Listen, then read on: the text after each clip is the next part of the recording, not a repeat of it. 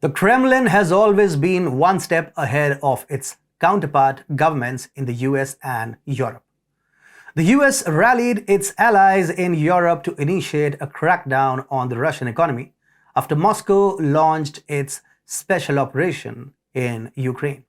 The West, although did not partake in the war directly, provided military aid to Ukraine and imposed every possible sanction on Moscow to devastate its economy. Even though the sanctions seem to have turned the tide on the West itself, the US and its allies in Europe are struggling with record high inflation.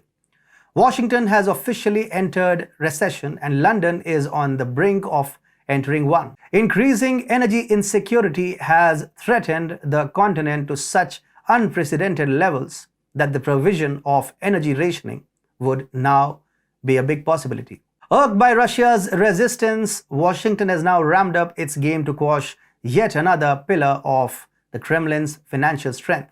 But would it be a successful attempt with Putin in power? Hi and welcome to TFI Global, the foreign affairs and geopolitical analysis arm of the TFI Media Group.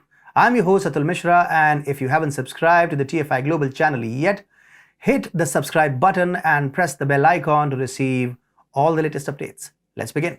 The US Treasury Department announced on Thursday that it is ready to impose sanctions on any institution outside Russia using the Russian payment system.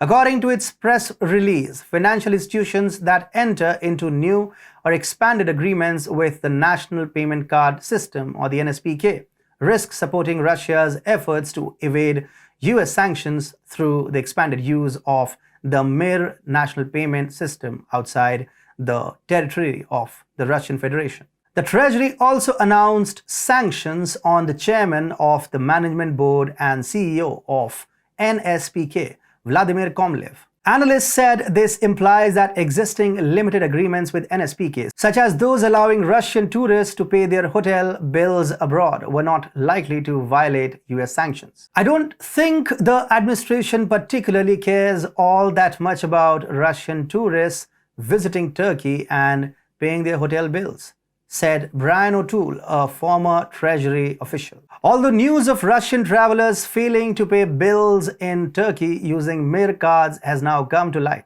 it indicates the pettiness of the Americans, which are now troubling the Russians on vacation. The Russians started developing their own national payment system when the US targeted the country with sanctions in 2014, after the former launched its operations in Crimea. Washington's indigenous banking messaging giants Visa and MasterCard firstly suspended operations in Russia in 2014, in accordance with US sanctions, which motivated Moscow to develop its own system independent of the USA's influence, which is proving useful in today's scenario. Nevertheless, Russia naturally struggled initially when the two American giants again suspended operations after Moscow's operation in Ukraine.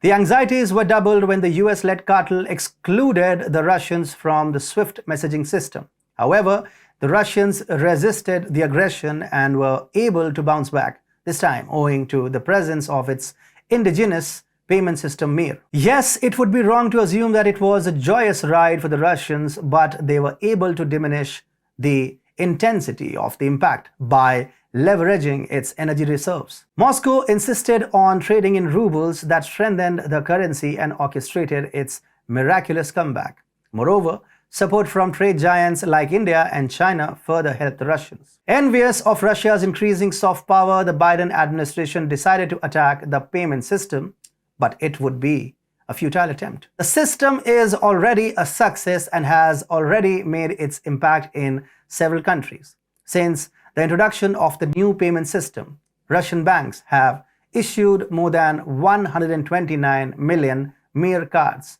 They are currently accepted in Turkey, Vietnam, Armenia, South Korea, Uzbekistan, Belarus, Kazakhstan, Kyrgyzstan, Tajikistan, South Ossetia, and Abkhazia. Moreover, there have been talks which indicate that the system would soon be in cooperation with states like India, Egypt, and Iran. Also, Russia's central bank on Friday pledged to keep expanding the number of countries that accept its Mir bank cards after new US sanctions targeting people and entities accused of helping Moscow skirt financial sanctions. Russia is now stronger than ever. It is one of the rising superpowers, and its status is backed by global superpowers like India and China.